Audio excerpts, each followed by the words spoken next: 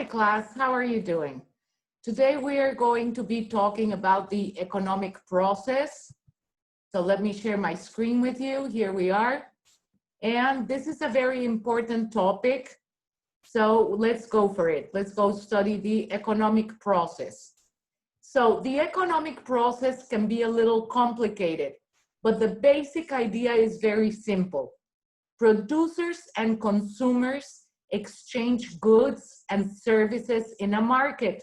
So it's an exchange between the producers and the consumers. That is basically the economic process, okay? Now, a market is an organized way for producers and consumers to trade goods and services.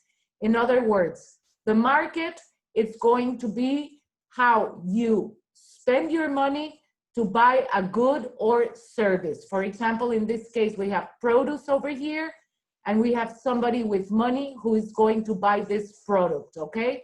That's the exchange of goods and services, and that is called a market. Exchanging goods and services. So throughout history, people have often engaged in barter, the trading of goods and services for other goods and services. In the old days, in prehistory and in old history, people used to exchange goods.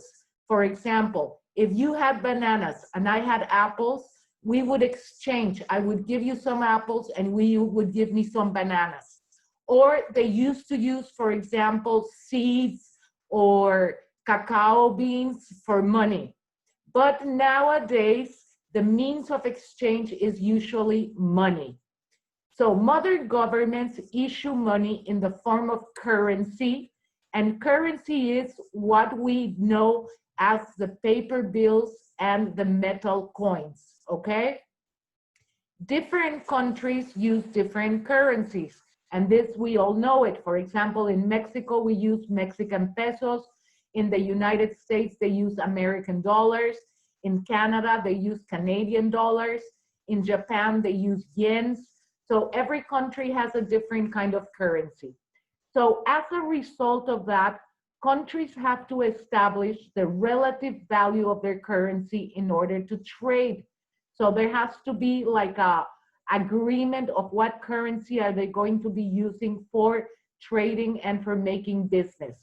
And they must also establish a system for exchanging different currencies. For example, here we have on the picture Mexican pesos, and we have Japanese yens. And normally, all the businesses in the world are conducted in US dollars. So every time a country is making a business with another country that has a different currency, the normal currency that is going to be used for making businesses pretty much all over the world, it's US dollars, American dollars, okay? It can also be euros, the currency that is used in Europe.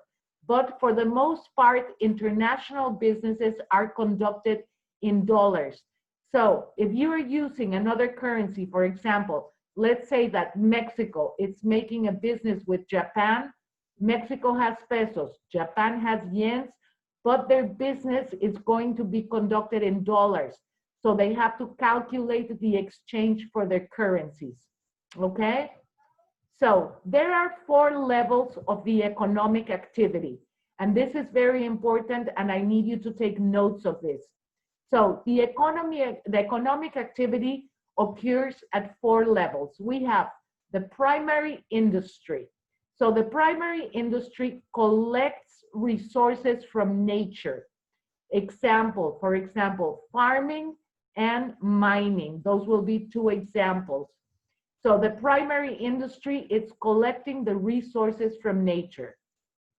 Then we have the secondary industry, which uses the raw materials to create new products. So they're going to be using wood, paper, coal, petroleum to make new products. And the example would be manufacturing. So to make products, you need to have the raw materials to create these products. That's the secondary industry. Then we have the tertiary industry, which provides services to people, and secondary industries. And the examples would be banking and restaurants, okay? And the last one is the quaternary industry, which mainly focuses on research and information. For example, education. That would be an example of a quaternary industry, education. Businesses and the economic process. So the purpose of a business is to make a profit. And a profit is the money that a company has left after subtracting the cost of doing business. So making a business means investing some money. For example, if I'm going to make tennis shoes, I have to invest money to make them. But once they are already made, I'm going to put a price on them, which is going to be higher than the cost of making. And the money that I'm going to be making, that is going to be the profit, okay? So to make a profit, companies try to reduce expenses and increase revenue. So all the companies try to buy the cheapest materials that they can to make their products, to reduce their expenses so that they can increase revenue. And revenue is the money that is earned by selling goods and services. That's the revenue, the money that you are making when you are selling goods or services. The price of resources affects revenue and profit.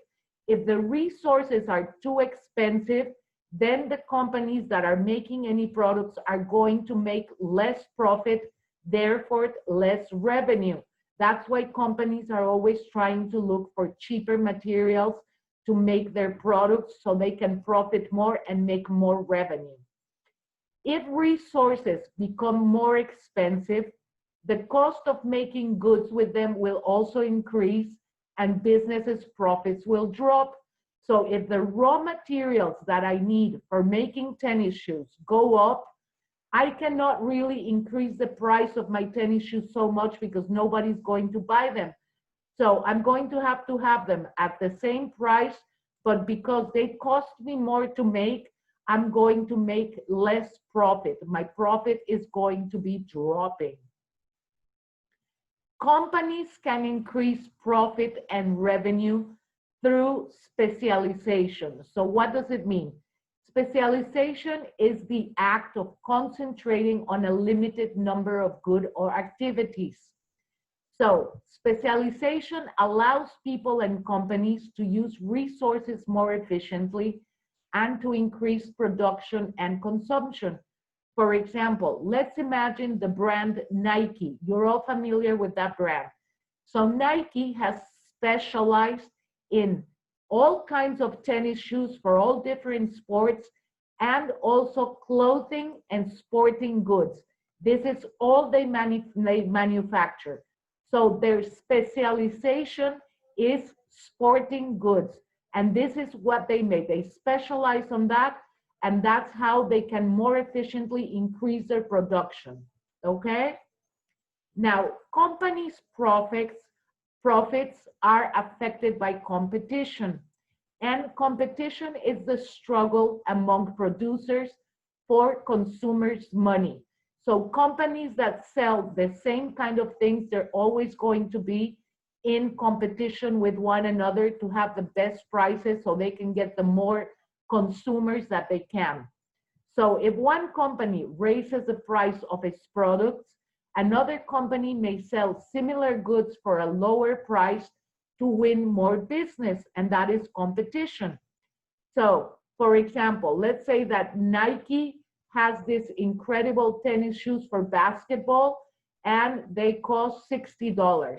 Well, probably what Adidas is going to be doing is selling the same kind of shoes for $55, and that is competition. They're selling a little bit cheaper so that they can win more consumers, okay? Now, companies, what they do is they use advertising to help increase the demand for their products and to compete with other companies. And this is very important because advertising attracts customers. The more advertising that we see, the more that we're going to be inclined to buy that product. These two companies, Nike and Adidas, they have incredible advertising. You can see it everywhere. So they are companies that profit a lot, and they also invest money in advertising, but this makes them have a lot of consumers buying their products. There are also what are called non-profit organizations, which are business-like institutions that do not seek to make a profit. They are not going to be making money, okay? Non-profit organizations can include churches, hospitals, museums, and other organizations. So these non-profit organizations, what they are doing is they are conducting activities to help people. For example, this is a very famous worldwide organization, the UNICEF, which is a non-profit organization to protect the children of the world. So this non-profit organization, UNICEF, what they do is they collect money from rich people or from companies that they donate money to the company. And what they do is they use this money to make sure that all the children in the world have medical services, food, and education. It's a very interesting company to research if you're curious to know more about their activities. It's called UNICEF, and it was created many years ago to protect the children of the world. So a healthy economy grows as companies produce and sell more goods and services. So in a growing economy, prices may increase over time. The general increase in price, it's called inflation. For example, let's see these apples. Let's say that 2 years ago, the cost of apples was 20 pesos per kilo, and nowadays it's 40 pesos per kilo. So the price of the apples has gone up 20 pesos, and that is what we call inflation. It's an increase in the price of a good or service over a certain period of time. Economies do not keep growing forever. Eventually, economic activity falls as production slows and consumers buy fewer goods and services. This lack of demand for goods and services can lead to increased unemployment. A decline in the economic growth for 6 or more months in a row is known as a recession. So this is exactly what happened right now with the pandemic. Since we were all in quarantine, the whole world was in quarantine, all the businesses stopped working. So people were unemployed, they lost their jobs, nobody was making money, the companies were not making money, and the world came into an economic recession. That means that the companies were not making money because the consumers were not getting paid because they didn't have jobs, they were unemployed, and there was an economic recession, which just right now it's starting to change. The economy is starting to getting reactivated again worldwide, okay? So the things that I want you to take notes of and remember from this lesson are the key ideas. Producers and consumers exchange goods and services in a market. Competition is a key part of the economic process, and economic activity occurs at 4 levels. We already studied those 4 levels, so make sure you go back into the lesson so you can take notes of the 4 levels of the economic activity. And the key terms for this lesson are market, profit, revenue, specialization, competition, inflation, and recession. So make sure that you take notes about all your key terms and ideas, and I will see you on our next video class. Have a good day, guys.